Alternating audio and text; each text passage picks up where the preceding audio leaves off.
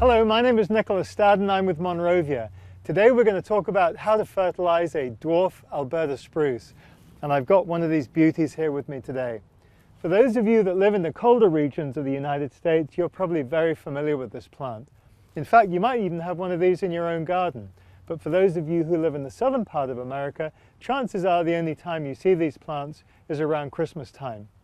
To use them actually in the garden, they make great accent plants on their own, or if you plant them in groups of 3, because plants are very social, they're like people, they like to be planted together, they really look absolutely fantastic.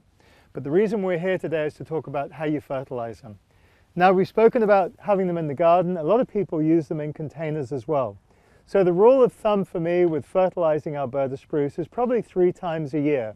Early spring, late spring, early summer, and again once during the summer months. You'll find they push their growth early in the year. It's called candling.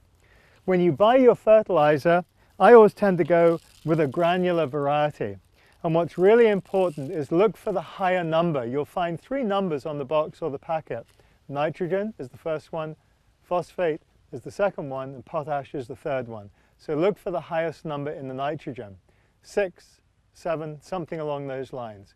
So when you're fertilizing, take a handful or a little shovel that comes in the packet and then fertilize around the drip line.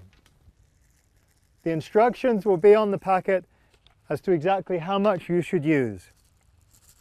All these fertilizers tend to be heat and water sensitive, which is really good. And then if you like, you can put just a little mulch over the top of it, work the fertilizer into the soil.